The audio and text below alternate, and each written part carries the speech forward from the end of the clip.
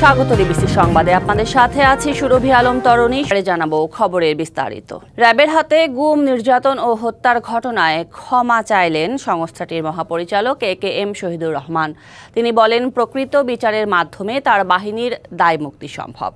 শতাধিক আয়নাঘরের অস্তিত্বের কথা অস্বীকার করেছেন র্যাব প্রধান। তিনি জানান, এ বাহিনী বিলুপ্তির বিষয়ে সরকারের সিদ্ধান্তই চূড়ান্ত হবে।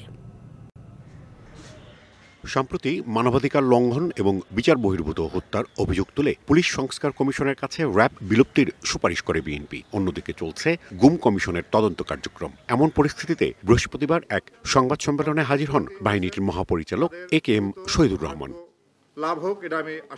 কারণ বাজারে র্যাব মিডিয়া সেন্টারে আয়োজিত অনুষ্ঠানে ডিজি বলেন, সরকারি চূড়ান্ত সিদ্ধান্ত নেবে সংস্থাটি বিলুপ্তির। প্রথমবারের মতো র্যাবের বিরুদ্ধে গুম ও খুনের অভিযোগ স্বীকারও করলেন বাহিনী প্রধান।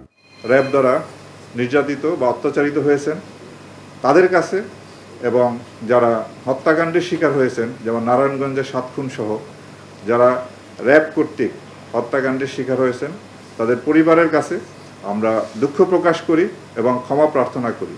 এবং পাশাপাশি এই সমস্ত ঘটনার সুষ্ঠু তদন্তের মাধ্যমে এর বিচার যাতে হয় সেটা আমরা প্রত্যাশা করি। সুষ্ঠু নিরপেক্ষ তদন্তের মাধ্যমে আমাদের বিরুদ্ধে যে অভিযোগ আছে তার সুষ্ঠু তদন্ত হবে এবং এর বিচার হবে এবং এইভাবেই আমাদের দায়মুক্তি সম্ভব। এক প্রশ্নে শতাধিক আয়নাঘরের কথাও স্বীকার করেন র্যাব মহাপরিচালক। বলেন, র্যাবের কেউ আইন হাতে তুলে নিলে ব্যবস্থা নেওয়া হবে। র্যাবে যে আয়নাঘরের যে বিষয়টা এসেছে সেটা আপনার এটা তো ছিল, আছে, এবং কমিশন আমাদেরকে নির্দেশ দিয়েছেন যে যা অবস্থায় আছে ওই অবস্থায় রাখার জন্য। কোথাও এখন কোনো রকম যেন কোনো পরিবর্তন না করা হয়। অ্যাকর্ডিংলি আমরা ঠিক ওইভাবেই রেখেছি যা যেভাবে ছিল অতীতে। প্রতিষ্ঠার শুরু থেকে জঙ্গি গ্রেপ্তার নিয়ে র্যাব কোনো নাটক সাজিয়েছিল কিনা এমন প্রশ্নে মহাপরিচালক বলেন, জঙ্গি তৎপরতা দমনে আগের মতোই সক্রিয় থাকবে তার বাহিনী। আমি যতদিন এই দায়িত্ব পালন করব বা আমার অফিসার যারা আছেন, র্যাব কখনো কারো নির্দেশে ভবিষ্যতে গুম করা, খুন করা, এটা হলো ফৌজদারি অপরাধ, এই অপরাধে কখনোই আর জড়িত হবে না, এই নিশ্চয়তা আমরা দিচ্ছি। Rajib Ghosh, DBC news, Dhaka. নির্বাচিত সরকার ছাড়া দেশের সমস্যার সমাধান চ্যালেঞ্জিং বলে মনে করেন বিএনপি মহাসচিব মির্জা ফখরুল ইসলাম আলমগীর। তিনি জানান, সময় ও সুযোগ হলেই দেশে ফিরবেন তারেক রহমান। রাজনৈতিক দল নিয়ে তথ্য উপদেষ্টার বক্তব্যের সমালোচনা করে বিএনপি মহাসচিব বলেন, তার মন্তব্য রাজনীতি বিরোধী। 12 দিনের যুক্তরাজ্য সফর শেষে দেশে ফিরেছেন বিএনপি মহাসচিব মির্জা ফখরুল ইসলাম আলমগীর। বৃহস্পতিবার বেলা 12টার দিকে শাহজালাল আন্তর্জাতিক বিমানবন্দরে সাংবাদিকদের সাথে কথা বলেন। সংস্কার, নির্বাচন ও বিএনপির ভারপ্রাপ্ত চেয়ারম্যান তারেক রহমানের দেশে ফেরা নিয়ে প্রশ্নের জবাব দেন মির্জা ফখরুল। জানান, নির্বাচিত সরকার ছাড়া চলমান রাজনৈতিক সংকট সমাধান চ্যালেঞ্জিং। আমরা এখনো বলছি যে আমরা ন্যূনতম সংস্কারগুলো করে নির্বাচন দেওয়ার জন্য, এই জন্যে যে বাংলাদেশে যে সমস্যাগুলো তৈরি হচ্ছে এই সমস্যাগুলো নির্বাচিত সরকার ছাড়া সমাধান করা বেশ চ্যালেঞ্জিং। ভারপ্রাপ্ত চেয়ারম্যান সাহেবের বার্তা দিয়েছে যে আপনারা সবাই ধৈর্য ধরবেন। গণতন্ত্রের যেটা প্রথম পদক্ষেপ ফটক, সেই ফটকে যে নির্বাচনের জন্য সবাইকে প্রস্তুতি দিতে হবে। ওনার যখন সুযোগ হবে, অর্থাৎ আপনার মামলা মোকদ্দমাগুলো শেষ হয়ে চলে আসবে। রাজনৈতিক দলগুলো অন্তর্বর্তী সরকারকে অকার্যকর করার চেষ্টা করছে, তথ্য উপদেষ্টার এমন মন্তব্যের জবাব দেন বিএনপি মহাসচিব। আমি জানি না কোন প্রেক্ষিতে বলেছেন, কি বলেছেন তা জানি না, কিন্তু ওনার এই বক্তব্য এটা রাজনীতি বিরোধী বক্তব্য। এদিকে সকালে রাজধানীর নয়াপল্টনে দলের কেন্দ্রীয় কার্যালয়ের সামনে শীতের কাপড় বিতরণে যোগ দিয়ে বিএনপির সিনিয়র নেতা নজরুল ইসলাম খান বলেন, ফ্যাসিবাদের পতন হলেও দেশে এখনো গণতন্ত্র প্রতিষ্ঠিত হয়নি। আমরা ফ্যাসিবাদের পতন ঘটিয়েছি, কিন্তু গণতন্ত্র এখনো কোনো প্রতিষ্ঠা করতে পারি নাই। এই গণতন্ত্র পুনঃপ্রতিষ্ঠা হবে একটা অবাধ, সুষ্ঠু, নিরপেক্ষ নির্বাচনের মধ্যে। জাতীয় প্রেস ক্লাবে ভারতের আগ্রাসনের বিরুদ্ধে বাংলাদেশ জাতীয়তাবাদী মুক্তিযুদ্ধ দলের আলোচনা সভায় বিএনপির আরেক সিনিয়র নেতা অবসরপ্রাপ্ত মেজর হাফিজউদ্দিন আহমেদ বলেন, দেশকে ধ্বংস করে দিয়েছে পতিত সরকার। শেখ হাসিনা ভারতে আশ্রয় নিয়েছেন বাংলাদেশকে ধ্বংস করার জন্য। কোন বাহিনী যদি হিসাব করে যে কতক্ষণ সময় লাগবে বাংলাদেশ দখল করতে, তারা বোকার স্বর্গে বসবাস করছে। বাংলাদেশ অজেয়, বাংলাদেশ চিরঞ্জীব। সাব্বির রোজ, ডিবিসি নিউজ, ঢাকা। ভারত পাকিস্তানের মধ্যে কিছু ইস্যুর জন্য সার্ক সক্রিয় হচ্ছে না এমন মন্তব্য করে প্রধান উপদেষ্টা ডক্টর মোহাম্মদ ইউনূস বলেছেন, দুই দেশের সমস্যায় অন্যদের প্রভাবিত করা উচিত না। South Asian association for regional cooperation oncology SFO প্রতিনিধি দলের সঙ্গে বৈঠকে এ মন্তব্য করেন অন্তর্বর্তী সরকারের প্রধান। বৃহস্পতিবার সকালে প্রধান উপদেষ্টার বাসভবন যমুনা থেকে ভিডিও কনফারেন্সের মাধ্যমে বৈঠকে যুক্ত হন তিনি। দক্ষিণ এশিয়ার দেশগুলো সার্ককে সক্রিয় করে তোলার মধ্য দিয়ে লাভবান হবে বলেও মন্তব্য করেন ডক্টর মোহাম্মদ ইউনূস। বাংলাদেশ ভারতের সম্পর্ক হবে দুই দেশের জনগণকে কেন্দ্র করে, কোনো ব্যক্তি বা দলের সাথে নয়। এছাড়া পারস্পরিক সম্পর্কে কোনো সমস্যা দেখা দিলে সমাধান হবে আলোচনার মাধ্যমেই। একথা বলেছেন পরিবেশ উপদেষ্টা সৈয়দা রিজওয়ানা হাসান। অন্যদিকে পতিত স্বৈরাচার ভারতে বসে বিদ্বেষমূলক বক্তব্য দিলে দেশটির সরকার তাতে বাধা দেবে বলে আশা প্রকাশ করেছেন স্থানীয় সরকার উপদেষ্টা আসিফ মাহমুদ সজীব ভুঁইয়া। সচিবালয়ে স্থানীয় সরকার বিভাগ আয়োজিত এক আলোচনা শেষে এসব কথা জানান তারা। ভারতও চাইবে সম্পর্ক স্বাভাবিক হোক, আমরাও চাইব সম্পর্ক স্বাভাবিক হোক। আমরা চাইব যে কোনো দল বা কোনো ব্যক্তি কেন্দ্রিক সম্পর্ক কোনো প্রতিবেশীর সাথে আমাদের না হোক। সম্পর্ক হবে ভারতের জনগণের সাথে বাংলাদেশের জনগণের। সরকারগুলো সেখানে সহায়ক ভূমিকা পালন করবে। প্রোপাগান্ডা যে করা হয়েছে এটা ইন্টারন্যাশনালি ন্যাশনালি খুব স্পষ্ট একটা বিষয়, এবং এটা নিয়ে এখন আমি ভারতীয় কয়েকটা গণমাধ্যমেও এই পরিবর্তনটা দেখতে পেয়েছি যে তারাও এটাকে অ্যাড্রেস করছে যে প্রোপাগান্ডা হয়েছে। আওয়ামী লীগ সরকারের সাবেক স্বাস্থ্যমন্ত্রী জাহিদ মালেক, দুই প্রতিমন্ত্রী জুনায়েদ আহমেদ পলক এবং মির্জা আজমের মোট 155 কোটি টাকার অবৈধ সম্পদের খোঁজ পেয়েছে দুর্নীতি দমন কমিশন। বৃহস্পতিবার দুদকে 3 জন সহ তাদের পরিবারের সদস্যদের নামে মামলা করেছে। দুদক মহাপরিচালক জানান, জনগণের প্রতিনিধি হয়ে তারা ক্ষমতার অপব্যবহার করে এসব সম্পদ অর্জন করেছেন। পরে এসব সম্পদ রেখেছেন স্ত্রী ও সন্তানদের নামে। তাদের আরও সম্পদ আছে কিনা তাও খতিয়ে দেখা হবে। 2008 সালে মানিকগঞ্জ 3 আসন থেকে সংসদ সদস্য নির্বাচিত হন জাহিদ মালেক। 2014 সালে স্বাস্থ্য মন্ত্রণালয়ের প্রতিমন্ত্রী আর 2019 সালে একই মন্ত্রণালয়ের পূর্ণাঙ্গ মন্ত্রী হন তিনি। স্বাস্থ্য খাতে নানা দুর্নীতি নিয়ে বিভিন্ন অভিযোগ উঠলেও মন্ত্রী থাকার সময় জাহিদ মালেকের বিরুদ্ধে কোনো অনুসন্ধান হয়নি। 5ই আগস্ট আওয়ামী লীগ সরকার পতনের পর জাহিদ মালেক সহ ওই সরকারের বিভিন্ন মন্ত্রী এমপির বিরুদ্ধে অনুসন্ধানে নামে দুদক। বৃহস্পতিবার জাহিদ মালেক তার ছেলে রাহাত মালেকের বিরুদ্ধে মামলা করে সংস্থাটি। এজাহারে বলা হয়, জাহিদ মালেক ক্ষমতার অপব্যবহার করে দুর্নীতির মাধ্যমে 61 কোটি 56 লাখ টাকা এবং তার ছেলে রাহাত 11 কোটি 84 লাখ টাকার অবৈধ সম্পদ অর্জন করেছেন। স্বাস্থ্যমন্ত্রী হিসাবে দায়িত্ব পালনকালে ক্ষমতার অপব্যবহার পূর্বক অসাধু উপায়ে সম্পদ অর্জন এবং ভোগ দখলে রাখার অপরাধ সংগঠনের অপরাধে একটি মামলা রুজুর সিদ্ধান্ত গৃহীত হয়েছে। সাবেক ডাক ও টেলিযোগাযোগ ও তথ্য প্রযুক্তি প্রতিমন্ত্রী জুনায়েদ আহমেদ পলক ও তার স্ত্রী আরিফা জেসমিনের বিরুদ্ধে প্রায় 19 কোটি টাকার অবৈধ সম্পদ অর্জনের অভিযোগ আনা হয়েছে। অন্যদিকে সাবেক বস্ত্র ও পাট প্রতিমন্ত্রী মির্জা আজম দেওয়ান আলিয়ার নামে 72 কোটি টাকার অবৈধ সম্পদ পাওয়া গেছে বলে জানিয়েছে দুদক। এটা প্রাথমিক অনুসন্ধানে প্রাপ্ত তথ্যাদি এবং তদন্তকালে আরও অর্থের এবং আরও সম্পদের তথ্যাদি পাওয়া গেলে সেটা দেশে হোক এবং বিদেশে হোক সেটা এই মামলায় অন্তর্ভুক্ত করা হবে। এদিকে আওয়ামী লীগের সভাপতিমণ্ডলীর সদস্য ও সাবেক মন্ত্রী আমির হোসেন আমু, সাবেক রেলমন্ত্রী মুজিবুল হক, সাবেক পররাষ্ট্র প্রতিমন্ত্রী শাহরিয়ার আলম, কুমিল্লার সাবেক এমপি বাহারউদ্দিন বাহার ও তার মেয়ে তাসনিম নাহার সূচনা সহ 13 জনের বিদেশ যাত্রায় নিষেধাজ্ঞা চেয়ে ইমিগ্রেশন বিভাগে চিঠি দেওয়া হয়েছে বলে জানান দুদকের মহাপরিচালক আক্তার হোসেন। এবং তাদের পরিবারের সদস্যদের বিদেশ যাত্রার নিষেধাজ্ঞা প্রদানের সিদ্ধান্ত গৃহীত হয়েছে। যাদের আদিত্য রাফাত, ডিবিসি নিউজ, ঢাকা।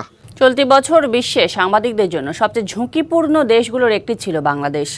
গণমাধ্যমের স্বাধীনতা ও গণমাধ্যম কর্মীদের সুরক্ষায় কাজ করা আন্তর্জাতিক প্রতিষ্ঠান রিপোর্টার্স উইদাউট বর্ডার্স RSF এর বার্ষিক প্রতিবেদনে এমন তথ্যই উঠে এসেছে। এতে বলা হয় 2024 সালে পেশাগত দায়িত্ব পালনের সময় বাংলাদেশে 5 জন সাংবাদিকের মৃত্যু হয়েছে। আইন শৃঙ্খলা বাহিনীর দমন পীড়নেই তাদের মৃত্যু হয়েছে বলে জানায় RSF। প্রতিবেদনে উঠে আসে চলতি বছর সাংবাদিকদের জন্য সবচেয়ে ঝুঁকিপূর্ণ ছিল যুদ্ধ বিধ্বস্ত ফিলিস্তিন। ইসরায়েলি হামলায় গাজায় প্রাণ হারান 16 জন সাংবাদিক। গাজার পর চলতি বছর সাংবাদিকদের জন্য সবচেয়ে বিপজ্জনক দেশ ছিল পাকিস্তান। সেখানে 1 বছরে 7 জন সাংবাদিক নিহত হয়েছেন। এরপরই রয়েছে বাংলাদেশ ও মেক্সিকো। চলতি বছর বিশ্বজুড়ে পেশাগত দায়িত্ব পালনের সময় নিহত হয়েছেন 54 জন সাংবাদিক।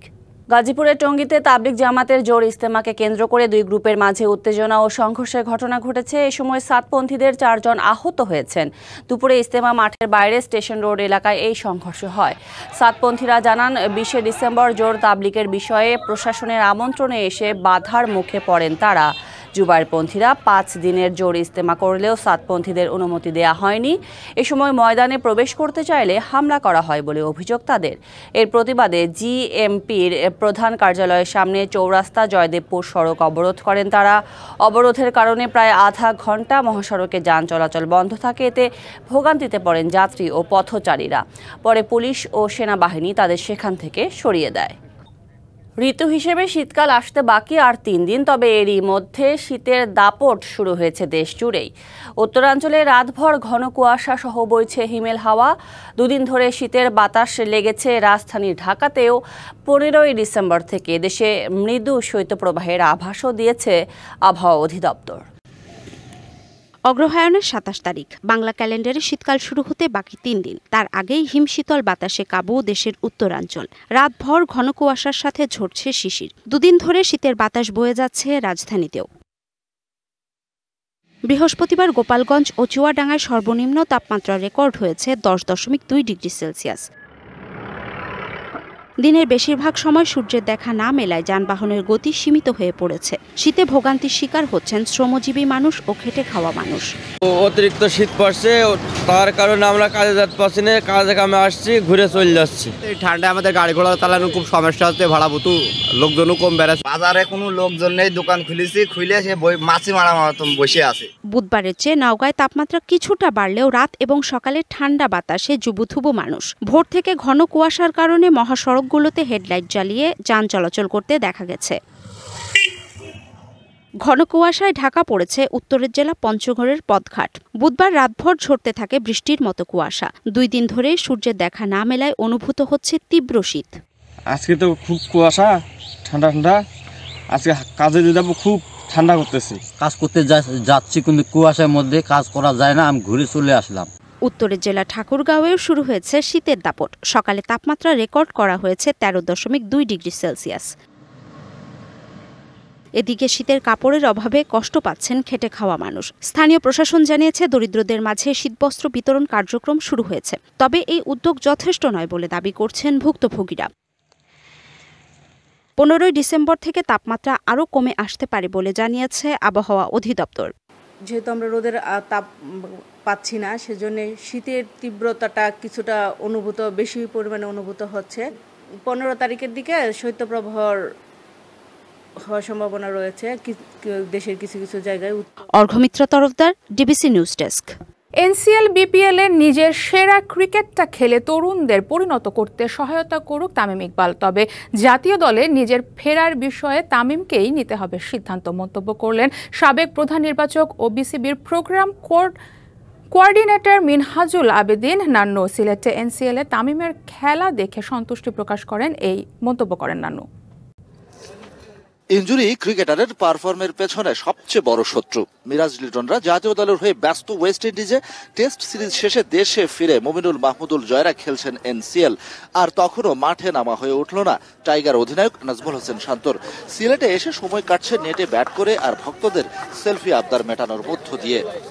জাতীয় দলে তামিম ইকবালকে ফেরানো কতটা জরুরি, কিংবা তামিম ইকবালের জন্যই কতটা জরুরি জাতীয় দলে ফিরে যাওয়া, সেটা হয়তো জাতীয় দলের থিঙ্ক ট্যাঙ্কই ভালো বুঝবেন। তবে এই মুহূর্তে যেটা জরুরি সেটা হলো তামিম ইকবালের রানে ফেরা।